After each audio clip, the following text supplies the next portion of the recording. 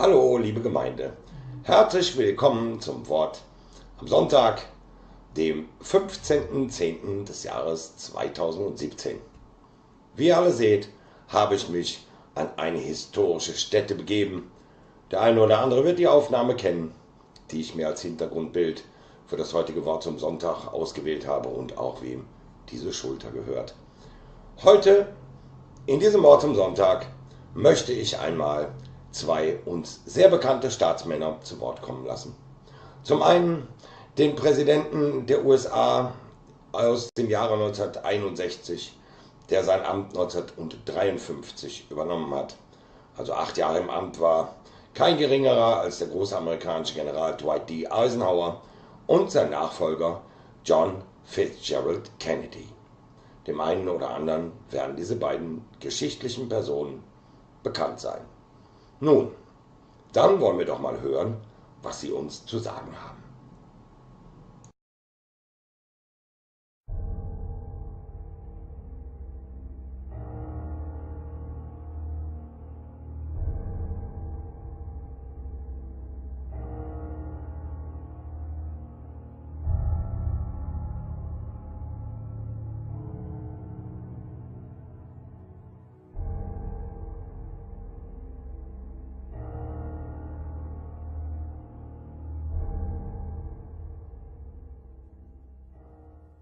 This evening, I come to you with a message of leave-taking and farewell, and to share a few final thoughts with you, my countrymen. We have been compelled to create a permanent armaments industry of vast proportions.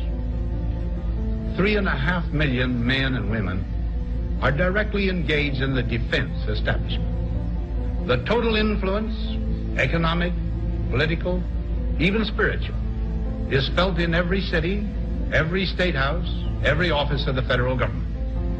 We recognize the imperative need for this development, yet we must not fail to comprehend its grave implications. In the councils of government, we must guard against the acquisition of unwarranted influence, whether sought or unsought, by the military-industrial complex. The potential for the disastrous rise of misplaced power exists and will persist. I'm not comfortable with that at all. Who elected these guys to run the planet?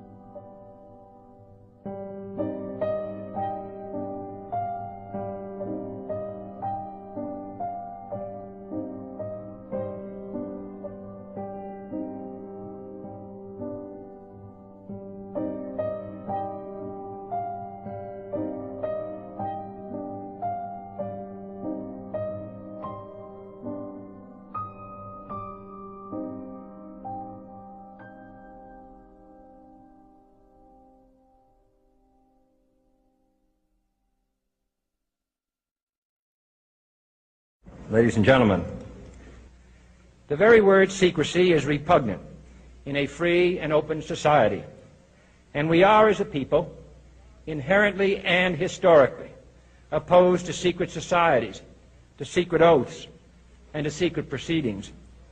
We decided long ago that the dangers of excessive and unwarranted concealment of pertinent facts far outweighed the dangers which are cited to justify it. Even today, there is little value in opposing the threat of a closed society by imitating its arbitrary restrictions. Even today, there is little value in ensuring the survival of our nation if our traditions do not survive with it.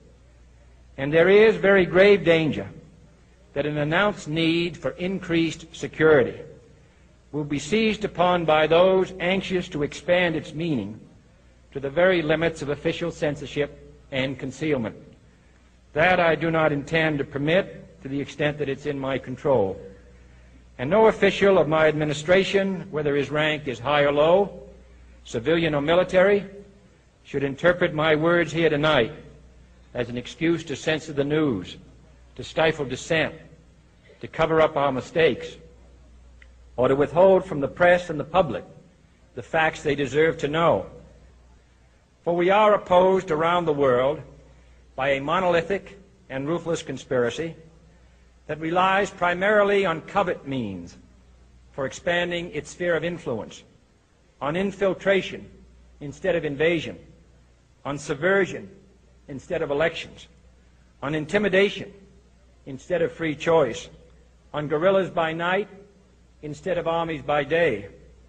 It is a system which has conscripted vast human and material resources into the building of a tightly knit, highly efficient machine that combines military, diplomatic, intelligence, economic, scientific, and political operations. Its preparations are concealed, not published. Its mistakes are buried, not headlined. Its dissenters are silenced, not praised. No expenditure is questioned, no rumor is printed, no secret is revealed. No president should fear public scrutiny of his program, for from that scrutiny comes understanding, and from that understanding comes support or opposition, and both are necessary. I am not asking your newspapers to support an administration, but I am asking your help in the tremendous task of informing and alerting the American people. For I have complete confidence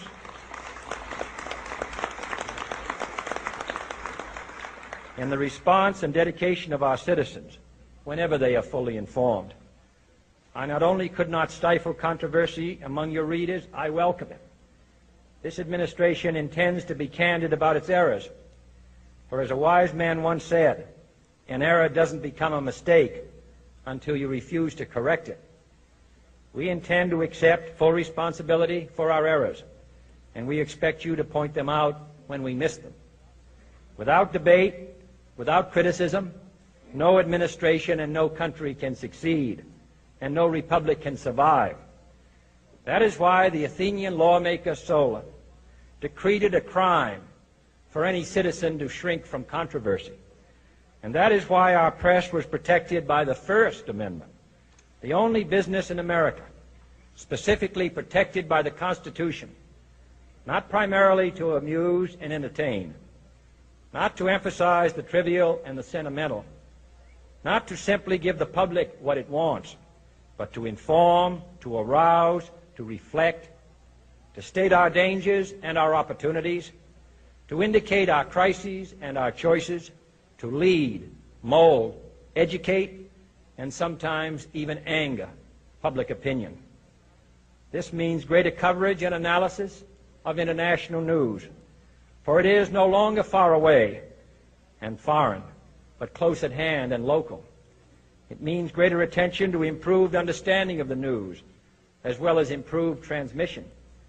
And it means, finally, that government at all levels must meet its obligation to provide you with the fullest possible information outside the narrowest limits of national security.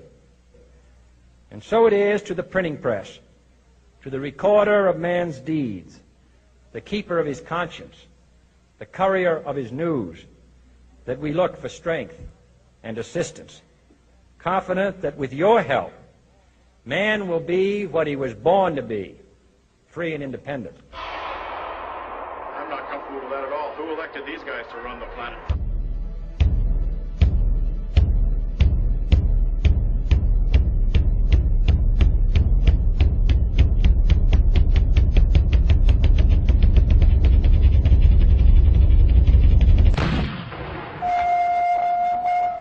Here is a bulletin Attention from CBS News.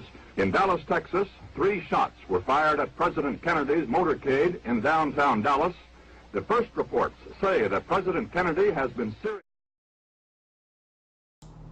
Die letzten Bilder haben uns dann gezeigt, wie mit diesem aufrechten Mann verfahren wurde.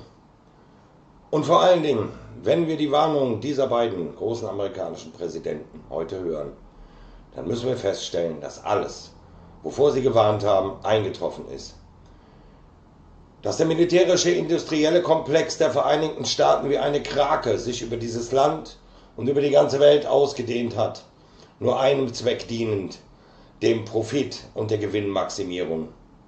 Und dass sich die Medien nicht dem Wunsche John F. Kennedys zugetan gezeigt haben, frei und unabhängig zu berichten, um uns Bürger zu informieren, um uns durch diese Informationen zu mündigen Bürgern zu machen, sondern dass sie sich verschworen haben mit einer kleinen Clique von unfassbar reichen, tradierten Vermögen, um uns, die gesamte Menschheit, zu blenden, zu täuschen, gegeneinander aufzuhetzen, nur zu einem einzigen Zweck: ihrem Profit. Wir hätten besser auf John F. Kennedy und Dwight D. Eisenhower gehört. Da wäre uns heute vieles erspart geblieben. Gerade hier in Deutschland das sogenannte Netzwerkdurchsetzungsgesetz widerspricht in all seinen Teilen den Idealen, die John F. Kennedy in dieser Rede, die ihm vermutlich das Leben kostete, angemahnt hat. Ich kann euch allen nur raten: informiert euch, wacht auf und fangt an, euch nicht mehr gegenseitig zu bekriegen, sondern euch gegenseitig beizustehen. Egal welcher Religion, welchen Glaubens, welcher Nation, welcher Herkunft auch immer. Wir, die einfachen Menschen dieses gesamten Planeten, sind diejenigen, die die Zeche derer zahlen müssen, die den Hals nicht voll bekommen. Also rufe ich euch alle auf: Seid mit mir und lasst uns ihnen diesen gierigen Hals stopfen, auf dass sie dann daran ersticken mögen. Denkt nach, kommt zu euch. Falls euch das Video gefallen hat, empfehlt es weiter, empfehlt meinen Kanal weiter. Falls es euch nicht gefallen hat, schreibt es in die Kommentare, was euch nicht gefallen hat. Lasst uns den Worten dieses großen amerikanischen Präsidenten, der viel zu jung gestorben ist, folgen, auf dass wir das werden, was wir sein müssen. Ein erwachtes Volk, eine erwachte Menschheit. Ich danke euch für eure Aufmerksamkeit und wünsche euch allen noch einen schönen Sonntag.